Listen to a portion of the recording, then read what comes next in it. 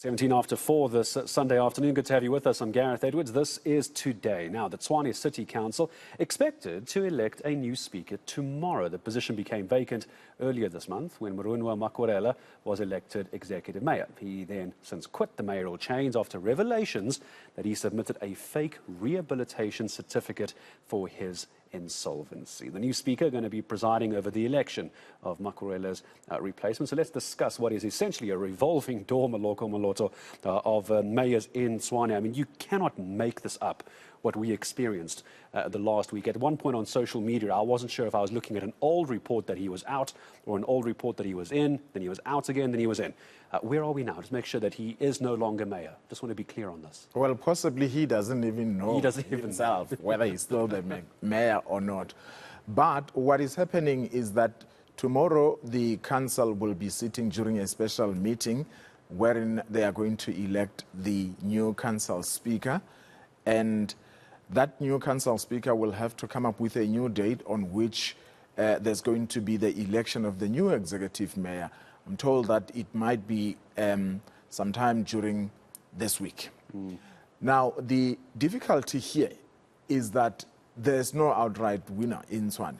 So it's a matter of two groups, one coalition that is led by the DA on the one hand, and on the other hand, another coalition group that is led by the ANC. They all are going for this speaker position and later for the executive mayor position. We spoke to Tshwane Brink, who is the mayoral candidate for the DA, and he is currently the leader of the caucus for the DA there.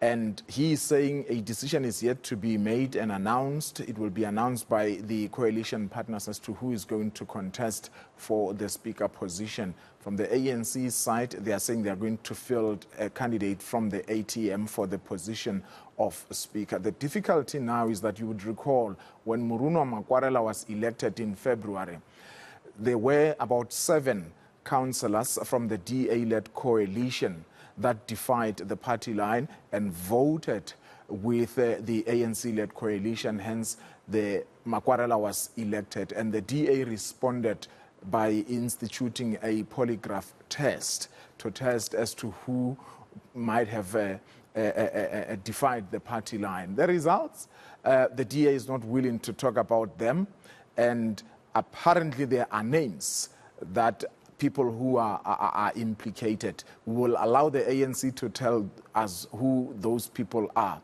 But now the DA is saying that we are confident, despite the fact that none of the councillors have been fired. In other words, the same 7 councillors are still in council, and voting for the speaker and subsequently for the executive mayor is likely to happen through a secret ballot again if there's more than one candidate contesting for those 2 positions respectively.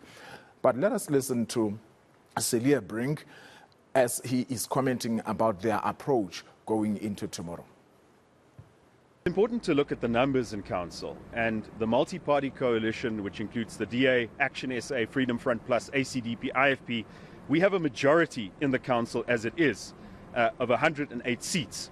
So whatever has happened, whatever persuasion has occurred, behind the scenes, under the table, the point is that is the voting bloc with a majority. There's no dispute between the leaders of those parties. We are all united behind one candidate for mayor and one candidate that is soon to be announced for speaker. And so the other political parties in council, especially the ANC and the EFF, must be open about what their plan is. If they do not have a majority in council, how are they going to govern the city? What is their plan? What responsibility are they going to take? The disastrous candidate, Murunwa Makwarela, that they produced the last time was done at the last minute. We know that Premier Panyaza Lesufi came in not as an observer to the council meeting, but to facilitate negotiations to get Dr. Makwarela elected. He's completely washed his hands of responsibility of this entire situation, the instability of council. So the DA and our coalition partners will clean house, will make sure that we have discipline. We've opened the criminal charges. It is now clear that he has falsified a court order effectively. That's very serious, very strong evidence. We must let the law enforcement bodies do what they have to. And if we have to claim, I think there's a very strong claim that at least some of the money that he earned as a councillor and as a speaker through his fraudulent misrepresentation must be paid back to the city. The most important priority is to get a handle on the finances of the city, because if we don't ensure value for the people's money in the city, it will start affecting service delivery. And I suppose, Moloko, this is going to be the concern as we head into national elections next year as well, is that this chopping and changing of coalitions and smaller parties who might not have had a majority vote just by agreements within coalitions suddenly come out and are in charge of metros or in charge of cities.